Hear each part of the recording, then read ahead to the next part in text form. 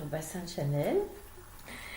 Nous parlons bien sûr d'opéra aujourd'hui avec Rod qui nous a préparé un travail très arcachonné aujourd'hui. On va parler de Roger Majoufre qui est un ténor et nous avons fait, enfin surtout lui d'ailleurs, un gros travail historique pour retracer cette famille et surtout l'art de l'opéra chanté par Roger Majoufre. Alors, je vais lui passer la parole parce que finalement, c'est lui qui sait beaucoup plus de choses que moi. Bonjour à tous. Alors, effectivement, je te remercie, Christiane. Dans le cadre de l'émission Comme un air d'opéra, le bassin luisé d'étoiles, j'ai le plaisir, l'honneur de vous parler aujourd'hui d'un ténor de grâce, un ténor léger, Roger Majoufre. Nous allons donc rendre hommage à l'un des plus illustres artistes lyriques français ayant découvert sa vocation et pris son envol depuis la ville d'Arcachon au début du XXe siècle. Le ténor de grâce Roger Majoufre est né le 10 août 1908. Il est décédé le 1er décembre 1988. Si le nom de Majoufre demeure bien vivant dans les esprits et les mémoires des Arcachonnais, en raison de l'œuvre colossale dans le domaine de la gymnastique accomplie par Pierre Majoufre, André Fongoffier dit Fonfon, puis Pierre Chaussier, dans le cadre de la salle de gymnastique Les Enfants d'Arcachon, Bassin Channel a souhaité revenir sur la carrière exemplaire de Roger Majoufre, son fils cadet, né le lundi 10 août 1908, qui, des années 1935 à 1945, a multiplié les prix d'excellence au Conservatoire de Bordeaux, piano, chant, jusqu'à devenir lauréat et premier ténor de l'Opéra Comique à Paris. Donc effectivement, Roger Majoufre a été premier ténor de l'Opéra Comique de Paris, mais il a également participé en tant que premier ténor aux émissions radiophoniques de la RDF, devenue plus tard la RTF en 1949. À cette occasion, je salue M. Guy Bernède. Pour l'anecdote, c'est aussi le lundi 10 août 1908, donc date de naissance du ténor, que les frères Wright, les pilotes d'avion, réussissaient un de leurs premiers décollages. C'est donc sur cette carrière exceptionnelle de musicien prodige, chef d'orchestre et chanteur d'opéra en qualité de ténor de grâce, c'est-à-dire le ténor léger, comme vous avez entendu dans le Barbier de Séville, à savoir Almaviva, le conte, que je vous propose aujourd'hui de revenir. Je tiens à remercier la famille de ce ténor, musicien d'exception, patriote, qui nous a ouvert les portes, facilitant et orientant ce travail de mémoire. Nous avons pu constater que la dynastie des Majoufre, que nous saluons, demeure bien ancrée de nos jours sur notre cher bassin. À ce jour, Roger Majoufre nous laisse 4 enregistrements rarissimes, compte tenu de la période d'activité lyrique professionnelle de cet artiste, que vous allez pouvoir découvrir au fil de l'émission et apprécier, je le souhaite. Nous ne perdons pas espoir de retrouver la trace d'enregistrements inédits, notamment radiodiffusés RTF.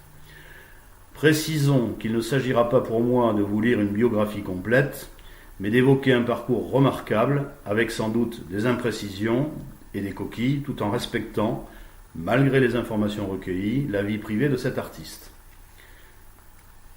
Les origines familiales de Roger Majoufre se situent pour ses plus lointains aïeux, connus, en Corrèze, le patronyme ayant subi une légère modification au fil du temps, suite à une erreur de transcription.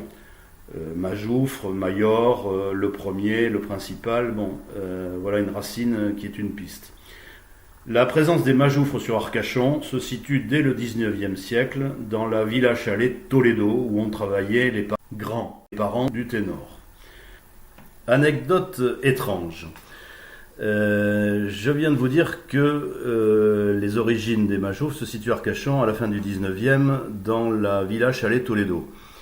Une curiosité, donc une anecdote un peu étrange, la Villa Toledo, avant de s'appeler ainsi, était le gymnase, manège, dit gymnase Bertini, construit en 1863 sur les plans de M. Allot. C'est ensuite devenu en 1872 le Café des Dunes, jusqu'en 1879 et seulement en 1880, ce chalet Bertini de gymnastique devient la Villa Toledo. C'est là que les grands-parents du ténor travaillaient et là où est né le futur gymnaste, c'est-à-dire le père de Roger Majoufre. Par la suite, à l'issue de différents déménagements, le père du ténor, M. Léonard Jean-Pierre Majoufre, après avoir vécu à Joinville-le-Pont, Val-de-Marne, où sont nés ses deux fils, dont le cadet Roger le 10 août 1908, déménage et rejoint avec sa famille Arcachon en 1911, retrouvant ses racines. Je vais maintenant vous parler de M. Majoufre, père, qui a donc créé cette fameuse société d'éducation physique, qui était 6 rue Molière. J'ai retrouvé trace dans le journal officiel du 1er janvier 1923, numéro 176. Cette société actuellement dissoute a fait l'objet d'une commémoration et de la pose d'une plaque, à juste titre, par monsieur le maire d'Arcachon, Yves Foulon, il y a une dizaine d'années. Donc je vous lis un extrait de l'hommage qui avait été rendu à monsieur Majoufre, père, le père du ténor, donc par les enfants d'Arcachon, qui fêtait dans les années 55 les 80 ans de M. Majoufre.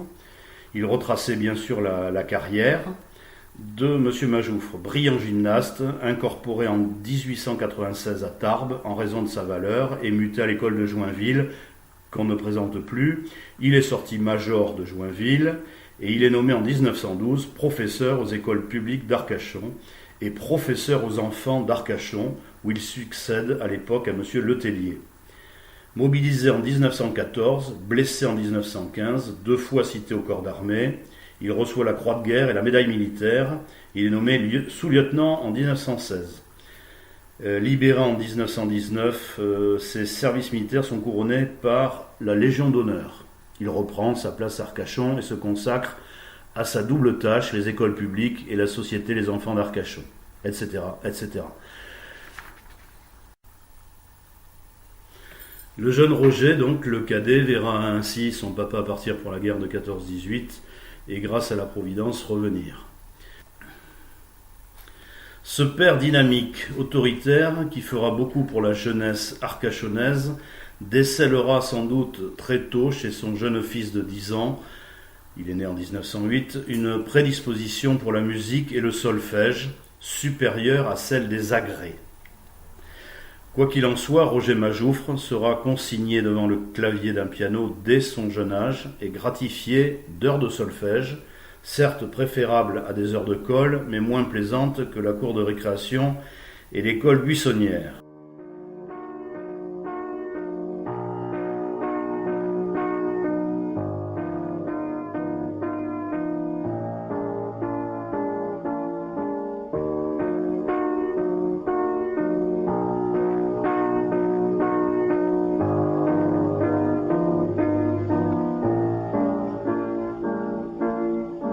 La nuit descend, les roses s'effeuillent dans le calme du soir.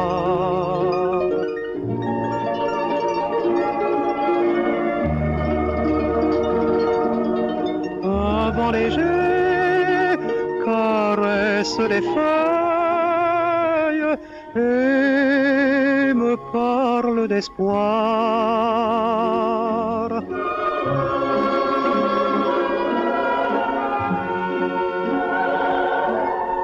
Je suis là sous ta fenêtre, rêvant de toi toujours, rêvant de toi toujours. Le bonheur va m'apparaître quand reviendra le jour, quand reviendra le jour. Anecdote. Roger assure déjà l'illustration sonore dans les cinémas lors des projections des premiers films muets de Max Linder puis de Charlot. Ainsi, le destin de ce petit garçon se dessine, tant et si bien que Roger, devenu adolescent, est placé chez un facteur de piano boulevard de la Plage, côté Carnot, où vont se révéler ses talents quasi prodigieux de musicien, piano et violon. Sans doute possédait-il l'oreille absolue. Le jeune Roger est inscrit au Conservatoire de Bordeaux. Il obtient à 16 ans un premier prix de solfège. En 1924, au cours supérieur, il va également faire une année supplémentaire où il obtiendra en 1925 le prix d'excellence de piano. Ses dons cultivés seront confirmés lors de son service militaire. Service militaire d'1 an, la loi Painlevé, majorité à 21 ans. Donc je disais, Roger fait son service militaire, il deviendra infirmier et saxophoniste saxo-alto en quelques semaines. Il jouera du saxo Selmer. Alors, la période 1928-1936. De retour de l'armée, il poursuit ses activités dans le domaine artistique sur Arcachon, gagnant en assurance, devenant petit à petit un musicien hors pair. C'est à cette époque que l'on commence à retrouver dans la presse du bassin, l'avenir d'Arcachon, ou du bassin d'Arcachon, des articles mentionnant le duo Uri-Majoufre and Partners. Donc Majoufre et Uri, deux copains et leurs amis musiciens. Uri que l'on retrouvera sur le disque d'Arcachon que nous entendrons tout à l'heure. Ce duo, qui acquiert une notoriété certaine, j'ai en effet retrouvé plus de 20 articles entre les années 30 et 37, saluant le dynamisme du jeune Roger Majoufre. Nous verrons donc dans l'iconographie qui passe en ce moment ces différents articles.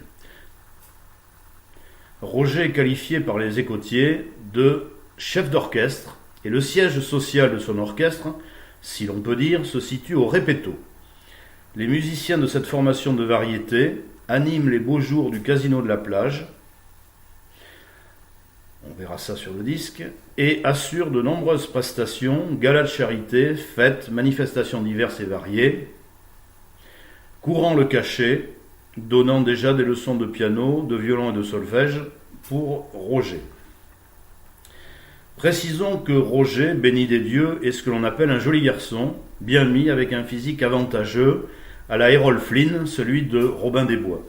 C'est à cette époque que Roger Majoufre se marie en 1933. Il a alors 25 ans. Les jeunes époux auront 2 fils, nés respectivement en 1934 et 1935. À ce talent reconnu de musicien et de chef d'orchestre, le destinant à une carrière professionnelle clairement tracée, se rajoute un miracle de la nature. Roger Majoufre possède, dans la gorge, un trésor, un ténor. Cette tessiture exceptionnelle, ce timbre immédiatement identifiable sera qualifié par les spécialistes, que je ne suis pas, de ténor de grâce ou de ténor léger. Celui pour qui, je l'ai déjà dit, par exemple Rossini écrivit le rôle d'Almaviva du barbier de Céline.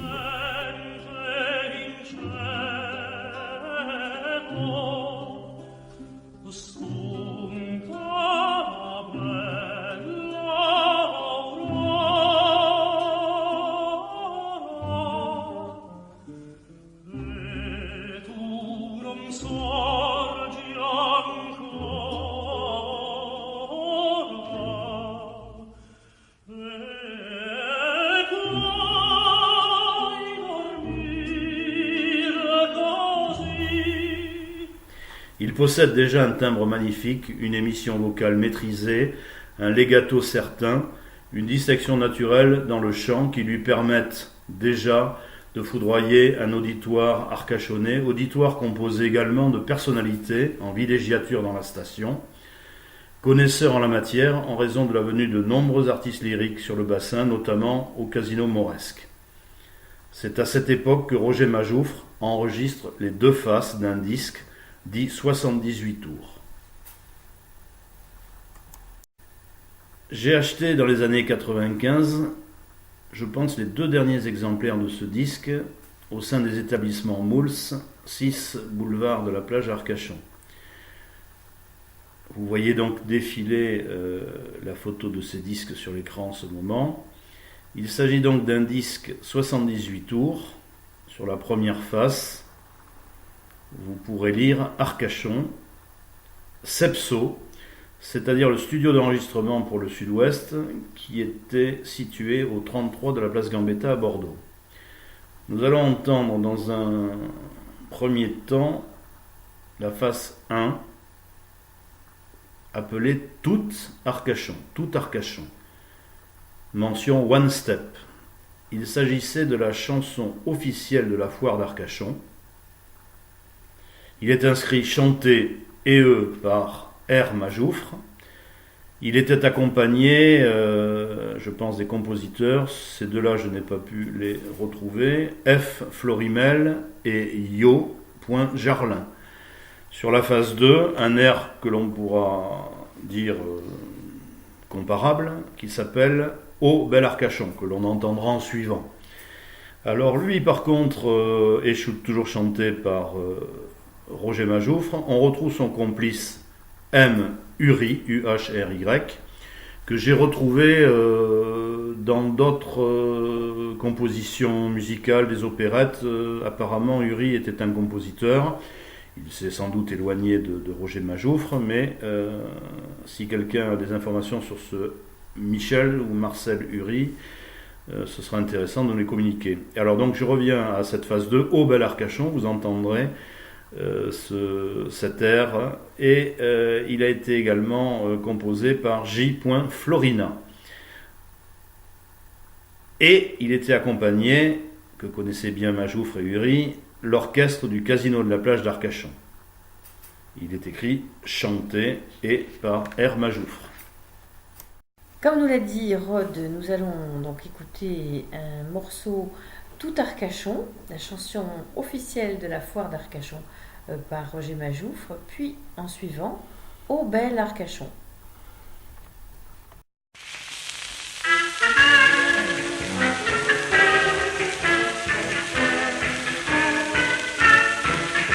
Arcachon, cité du rêve, du plaisir et du labeur, où le pain donne sa trêve et la vague sa fraîcheur. Quelle force nous déverse sous son ciel une autre saison. Un travail qu'il fait bon, après ton repos trempon, Arcachon, merveilleux Arcachon. En costume ultra-léger, baigneurs au torse bronzé et sirènes aux gorges brunies renouvellent sous nos yeux les ébats des demi-dieux et la chaude langueur de nos colonies. Arcachon, reine des plages, Arcachon, terre d'amour, océan devenu sage, tu nous charmeras toujours. Tous les cœurs battent d'ivresse aux cadences de tes flotons. Jour et nuit comme il fait bon sur tes lits de sable blond, Arcachon, merveilleux Arcachon. Pour qu'on n'ait pas loisir, frivolités et plaisirs, au pays d'Arcachon la jolie. Une fois riva son plein, exaltant son fier destin, de cité d'art, de commerce et d'industrie. Arcachon, pendant ta soirée, nous viendrons tous admirer les produits qui font ta gloire et l'œuvre de tes chantiers, ta belle huître à chair exquise, tes bateaux, moteurs et avirons. Tous en cœur nous nous rendrons à ta foire exposition, Arcachon, merveilleux Arcachon.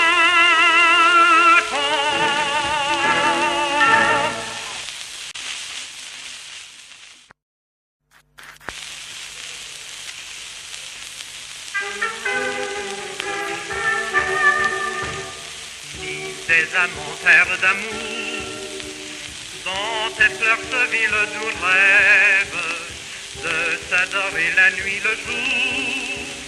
Sous tes pains ou bien sur ta grève, le gourmet ami des plats fins, dont ta chair a fait des merveilles, s'extasie en buvant tes vins.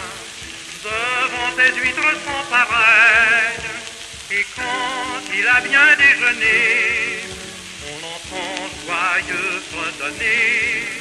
Arcachon, cité d'allégresse, pays de l'huître et du bon vin, tu nous dispenses la jeunesse par ta forêt, par ton bassin. Ainsi qu'une amante adorée, plus beau de saison en saison, tu souris à ta destinée, et l'on t'aime au bel Arcachon. Cadre idéal sous les bosquets, tous les ans se fait une foire, où dans les stands les plus coquets, chacun trouve un produit notoire, c'est si bonne qualité. C'est ici l'unique devise, venez voir, choisir, acheter. Tout est parfait qu'on se le dise, mais n'oubliez pas en venant de fredonner joyeusement. Arcachon, il faut te connaître, car sûrement on doit t'aimer. Aussi ta foi renaître l'occasion de t'admirer. Passe en grave dans ta mémoire ma chanson qui va se finir. Par cet air célébrant ta foire, Arcachon t'invite à venir.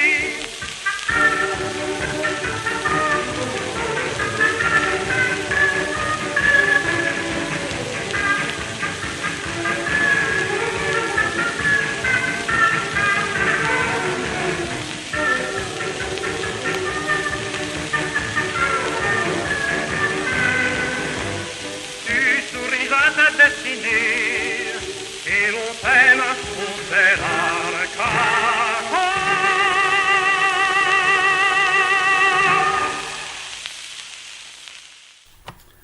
Bon, malgré la qualité de ces disques, qui n'est pas exceptionnelle, vous commencez à pouvoir vous faire une idée de la voix de ce ténor.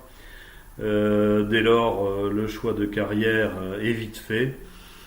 Pour Roger Majoufre, les choses vont ainsi s'accélérer, comme on dit en langage courant. Roger connaît la musique et saisit sa chance. C'est bien sûr vers le Conservatoire de Bordeaux qu'il va présenter son art vocal, que ne manqueront pas d'apprécier les professionnels de cette vénérable institution qui a vu passer tant de gloire lyrique. Concrètement, dès 1939, il est reçu au cours supérieur de chant et à l'Opéra Comique de Bordeaux. Il obtiendra 2 premiers prix la même année. Il présentera notamment Le Savetier du Caire, où il interprétera le rôle de Marouf. C'est un rôle de ténor ou de baryton Martin. C'est une œuvre de Rabot et Nepoti, un opéra comique de 1914. Le second ténor, on peut dire derrière Roger Majoufre, était monsieur André Dassary, avec 2 S, né des et Rassari, 1912-1987.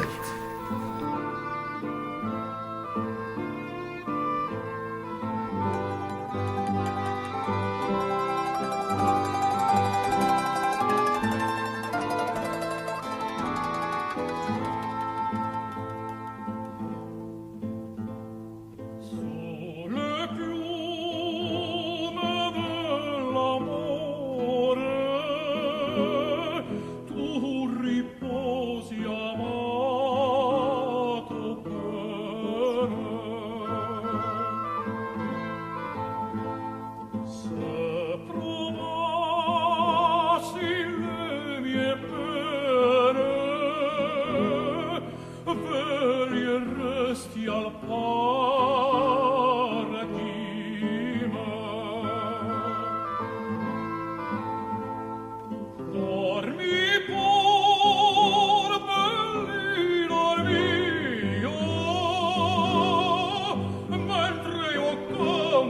ciel sereno.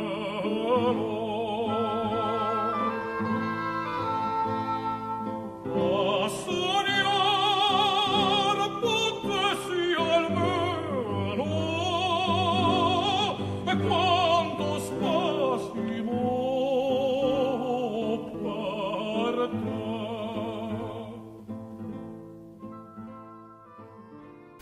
Roger Majoufre est immédiatement engagé par le Grand Théâtre de Bordeaux pour la saison 1939.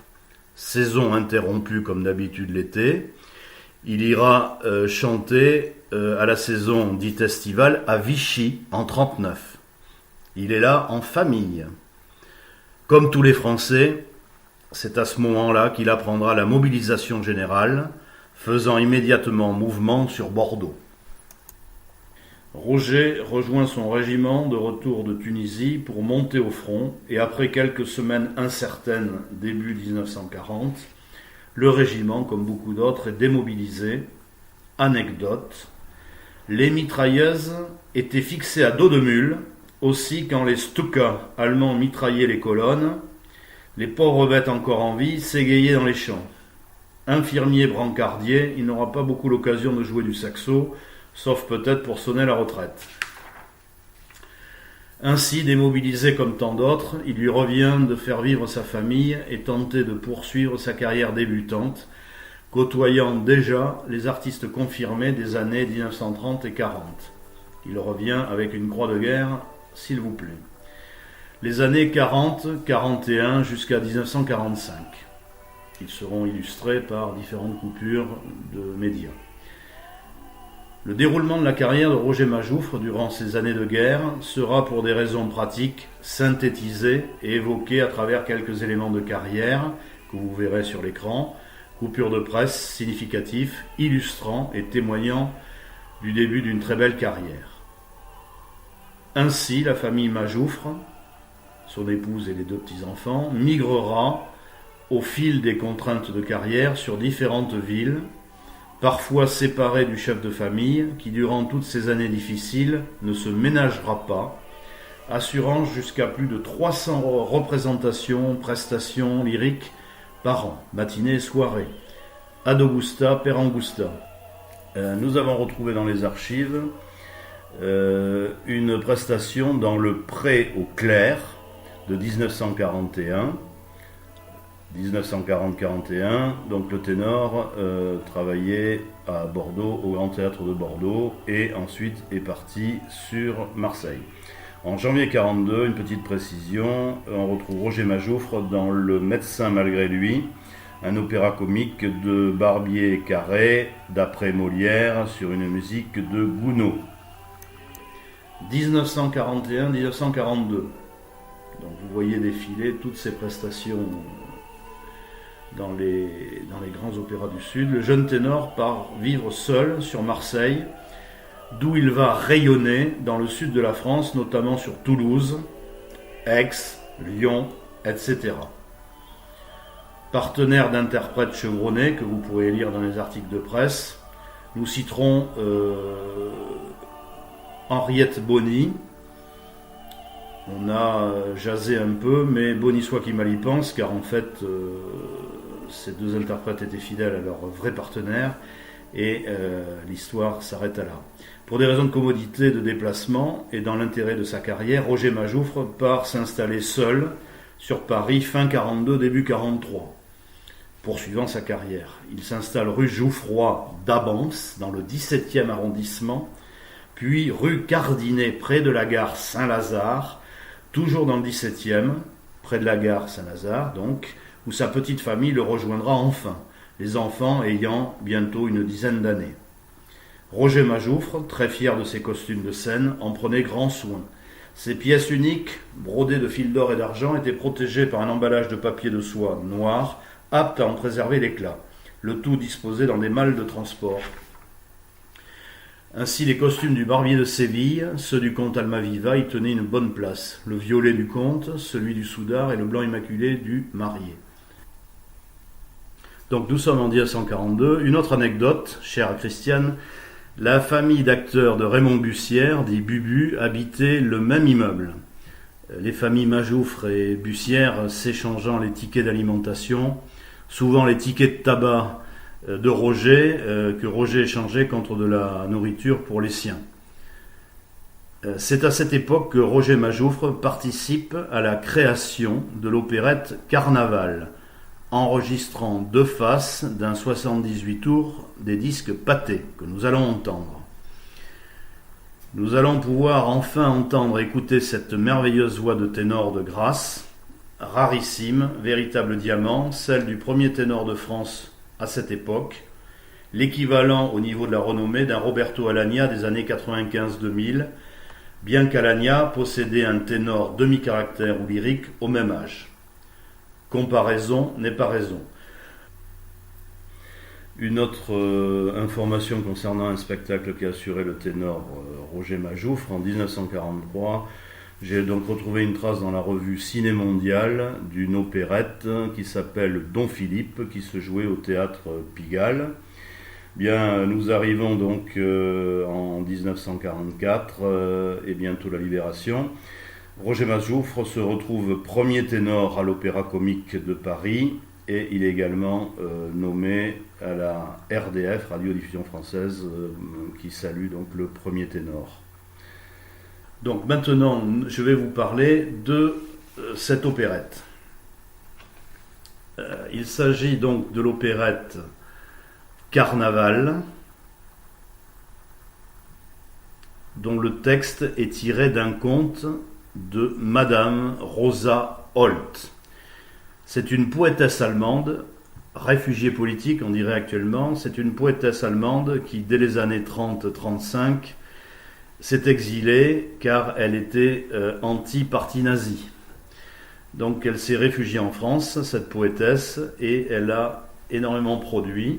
Et c'est d'après un de ses textes qu'a été créé par Henri Goubier fils le livret de l'opérette Carnaval.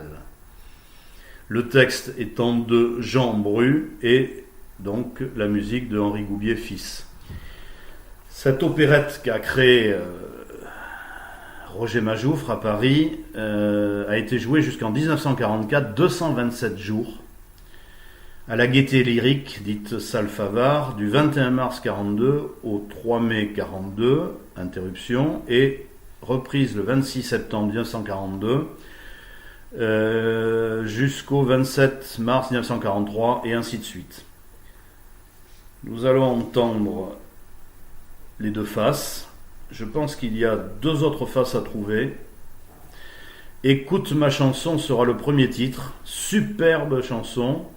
Quand on sait que c'est tiré d'un conte de Rosa Holt, qui était exilée politique anti-nazi, il serait intéressant de bien écouter les paroles, sans doute de lire tout le livret, parce qu'il y a, comme d'habitude, pendant les temps d'occupation, des paroles à double sens.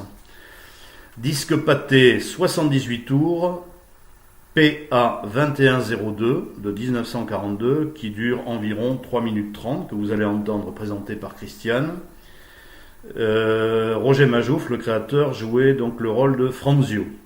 Le second air, Je veux t'aimer, d'éternel amour. Idem, même référence disque pâté, bien entendu, mais même référence pour la deuxième phase, PA 2102 de 1942. Idem, 3 minutes, 30 secondes de moins. L'accompagnement d'orchestre est dirigé par le célèbre Marcel Cariven. À présent, nous avons le plaisir de vous passer un disque donc de Roger Majoufre, Écoute ma chanson, où il occupe le rôle de Franzio, puis Je veux t'aimer, d'éternel amour.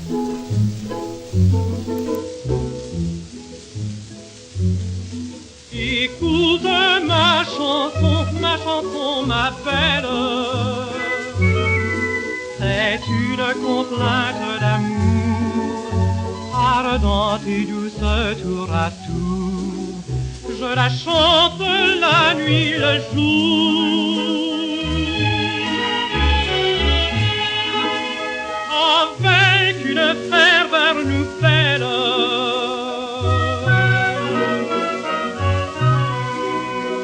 Mais rien ne bouge à ta fenêtre. Pourquoi ne veux-tu pas paraître?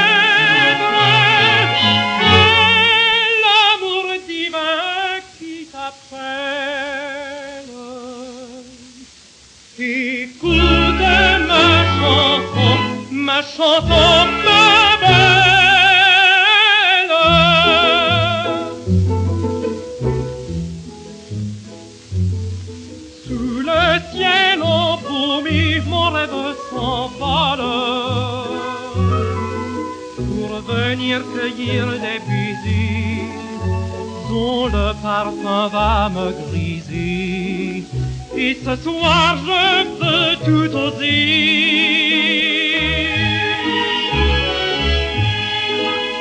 pour les beaux yeux de mon idole.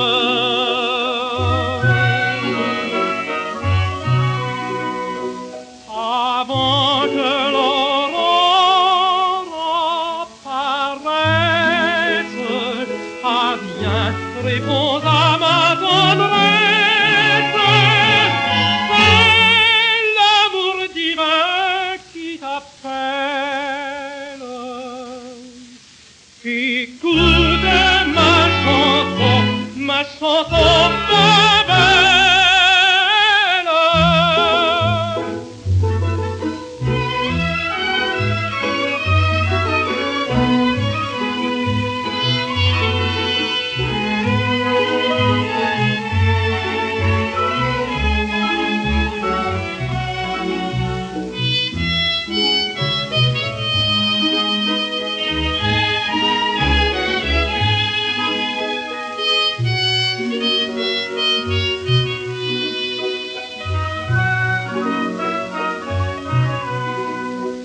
Avant que l'aurore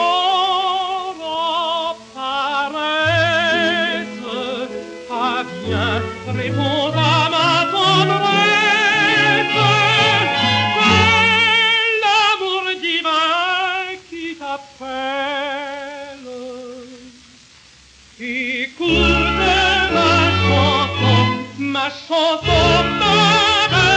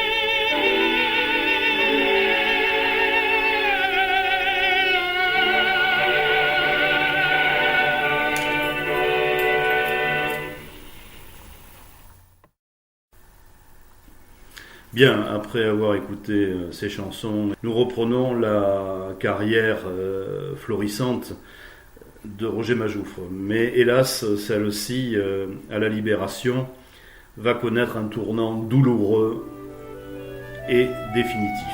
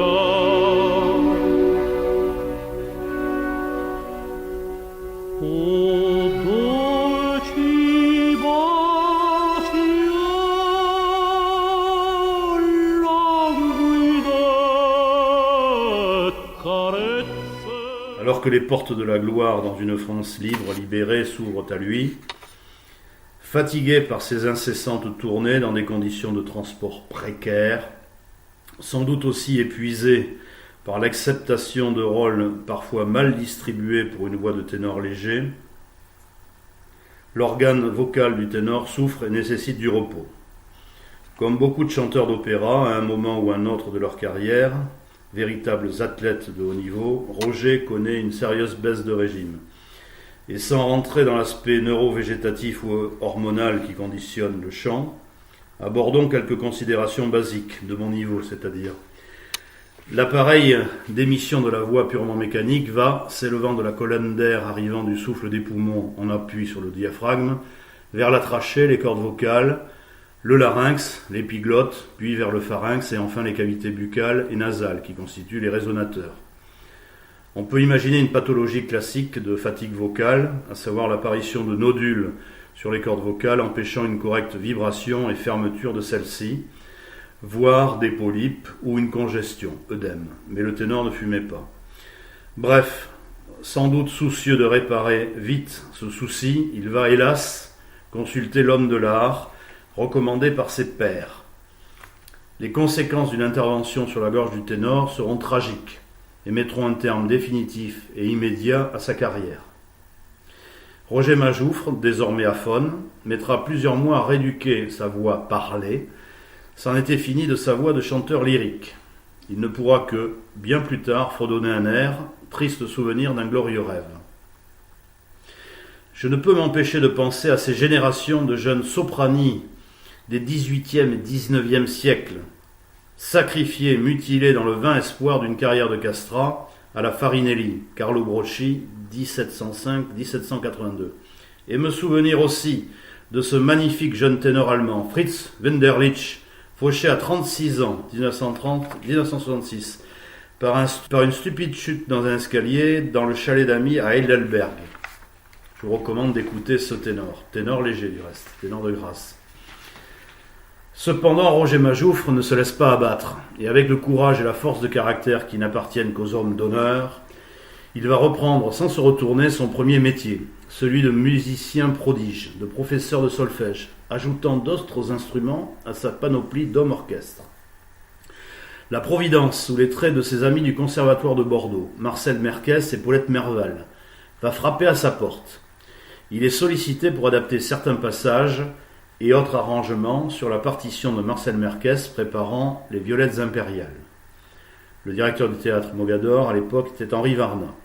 Un jeu d'enfant pour lui, qui va lui permettre, ses économies ayant fondu au triste soleil de l'inflation galopante des années d'après-guerre, de reprendre pied dans le monde merveilleux mais exigeant des musiciens professionnels jusqu'à sa retraite à 65 ans en 1973. Il va notamment redevenir musicien professionnel dans les différents orchestres parisiens, piano, violon, saxo alto et saxo ténor, et plus étonnant, il apprendra la clarinette et la batterie, car cette dernière était la mieux rémunérée de l'orchestre, donc convoitée. Sa nouvelle réputation en ce domaine lui permet de remplacer au pied levé et dans le cadre d'un jeu de chaises musicales, si bien nommé, tel ou tel musicien défaillant. Il ajoutera à sa panoplie le titre de batteur jazz cymbale. Après une consolidation de sa carrière, la famille Majoufre redescend sur Bordeaux où il retrouve le conservatoire à l'été 48. Il a alors 40 ans. Il a 25 ans encore à travailler. Il va donc donner des cours au conservatoire et à ces heures s'ajouteront des heures à la manécanterie des petits chanteurs de Bordeaux. Au moment où je vais refermer le livret de la vie de Roger Majoufre, je ne peux m'empêcher, là aussi, de considérer que celle-ci est un véritable roman qui mériterait mieux que cette émission, certes inédite et qui aura le mérite d'exister. Je pense à une adaptation au cinéma, à une véritable biographie, et pourrait constituer un très bel exemple pour les jeunes artistes en devenir, et se souvenir du plus grand ténor d'Arcachon du XXe siècle, Roger Majoufre, musicien prodige et ténor de grâce. À vous les studios.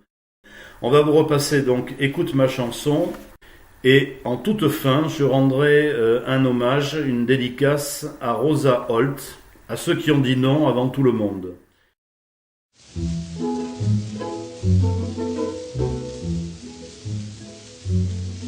Écoute ma chanson ma belle. C'est une complainte d'amour, ardente et douce tour à tour. Je la chante la nuit, le jour, avec une ferveur nouvelle.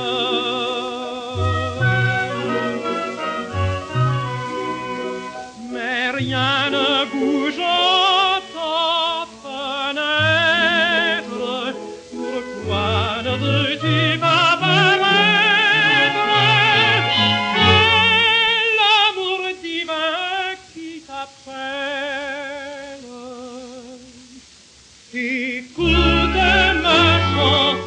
ma chanson, ma belle.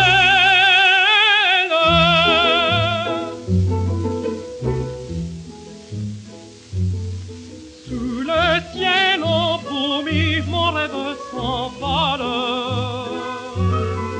pour venir cueillir des baisers dont le parfum va me griser. Et ce soir je veux tout oser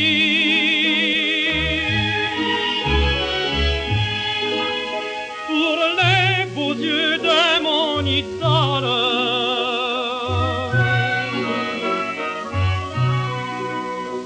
Avant que l'aurore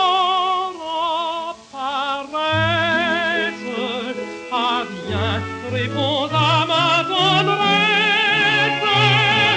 C'est l'amour divin qui t'appelle. Écoute ma chanson, ma belle.